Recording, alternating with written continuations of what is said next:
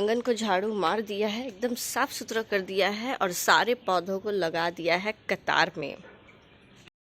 Hello, good morning friends, स्वागत है आपका मेरे चैनल इंडियन ब्लॉगर खुशबू में। आज है सरस्वती पूजा का दिन और मैं बहुत दिनों बाद जो है वीडियो अपलोड कर रही हूँ। क्या करूँ यार, काम में बहुत ज़्यादा बिजी है, इसलिए एकदम भी टाइम नहीं मिल रहा है। कंटिन्यू अभी एकदम मेहंदी का काम जो है चल रहा है, तो मैं यहाँ एकदम रेडी हो गई हूँ। तो अब जा रही हूँ पूजा करने।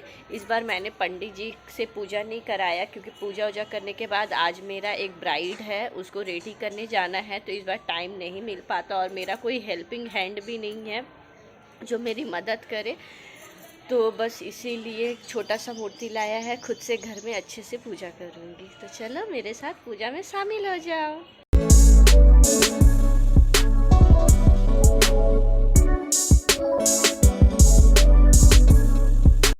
श्रद्धा भावना से जो भी पूजा किया जाता है वो सफल ज़रूर होता है। पंडित जी के अनुसार, विधि अनुसार तो मैं आज की पूजा संपन्न नहीं कर पाऊँगी, बट मुझे जितना भी आता है उसी प्रकार मैंने आज की पूजा को संपन्न करने की कोशिश की है। इसके लिए सबसे पहले मैंने अपनी पूजा की जो चौकी, जिसे पाटा भी बोलते हैं, उसे बिछाया है।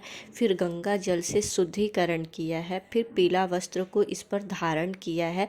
पीला वस्त्र इसलिए क्योंकि आप सभी लोगों को पता होगा कि सरस्वती माता को जो है पीला वस्त्र बहुत ही प्रिय है। फिर हल्दी से मैंने स्वास्तिक का बनाया है। स्वास्तिक बनाते टाइम शिवन्या के बहुत सारे क्वेश्चंस आ रहे थे, जिनका मैं जवाब दे रही थी और मुझे खुशी मिल रही थी कि शिवन्या भी जो है हमारे कल्चर के बारे में, पूजा पाठ के बारे में अभी से ध्यान दे रही है, क्योंकि ये सारी चीज़ें बच्चों के अंदर आना बहुत ज़रूरी है।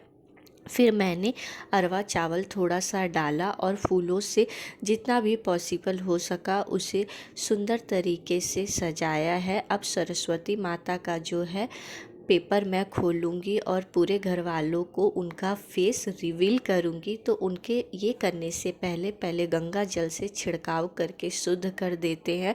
और यहाँ सब कोई कमेंट सेक्शन में लिखना ना भूले, जय सरस्वती माता।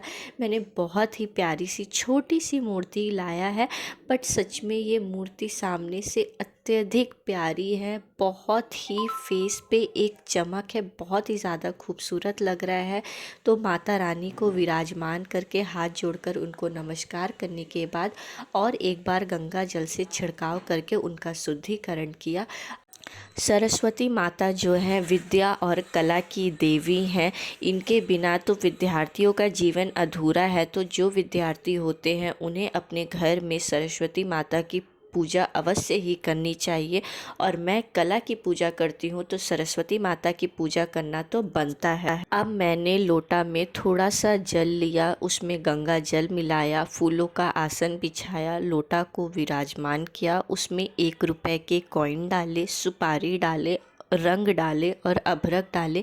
फिर चंदन और रोली से उनके चारों तरफ टीका किया और उसमें बीच में एक फूल डालकर लोटा को भी सरस्वती माता के पास में विराजमान किया है।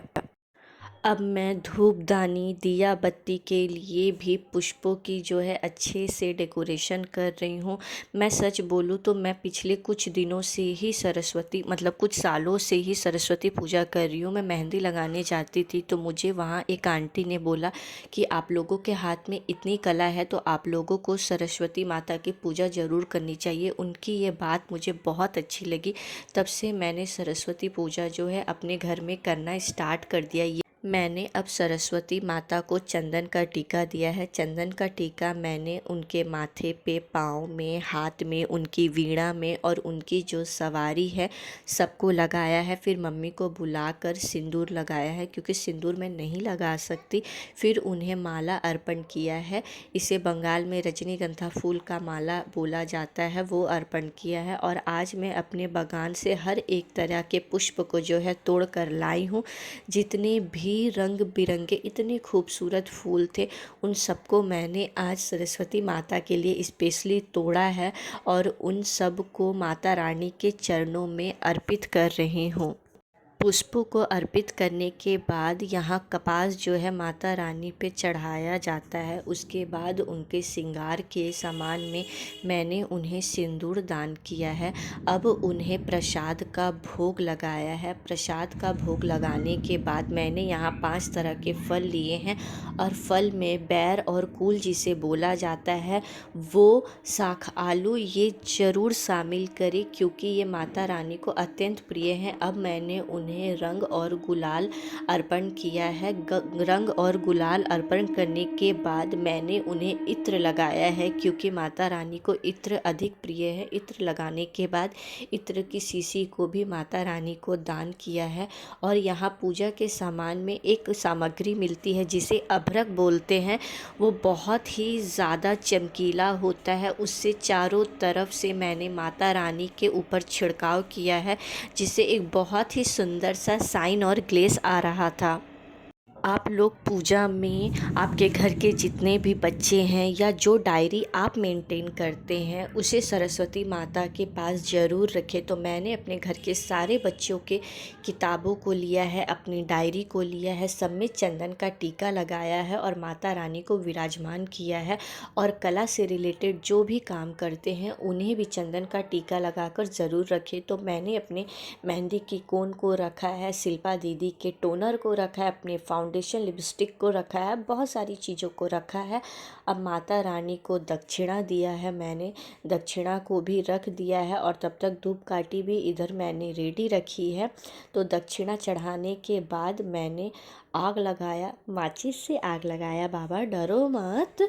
अब मैंने धूपकाठी को यह जलाया और माता रानी की अच्छे से आराधना की, पूजा की, सच्चे मन से बहुत सारी चीज़ों की जो है लिस्ट माता रानी को बता दी कि माता रानी मुझे ये चाहिए। तो जो जो आपको लगता है कि आप पूरा कर सकते हैं उसे ज़रूर पूरा कर देना।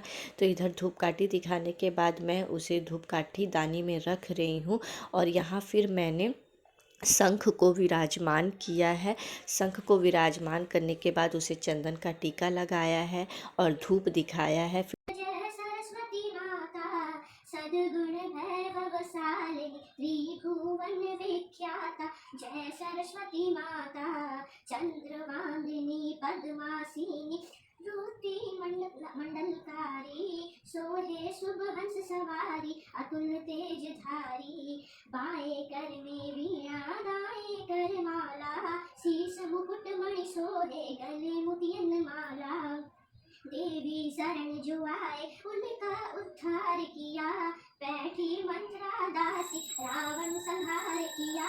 विद्या ज्ञान प्रतिदायिनी ज्ञान प्रकाश करो मोह अज्ञान तिमिर कर जग से नाश करो। मोह अज्ञान तिमिर कर जग का नाश करो। धूप दीप फल मेवा माँ स्वीकार करो। ज्ञान चसु दे माता जग निष्ठा करो। माँ सरस्वती की आरती जो कोई जन गावे हितकारी सुखकारी भक्ति भाव पावे।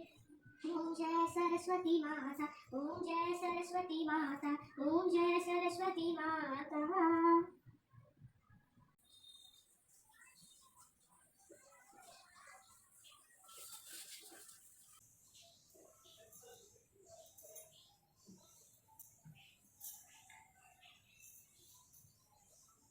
बाकी लगता है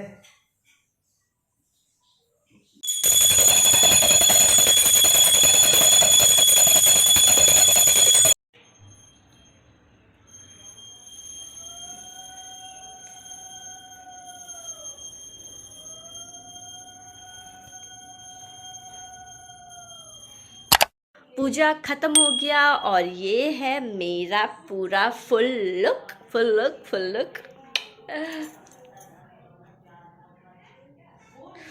आईना में पता नहीं आज लग रहा है किसी चीज़ का दाग हो गया, उसको साफ़ करना पड़ेगा। तो पूजा संपन्न हो गया, आप खाना बनाने जाएंगे।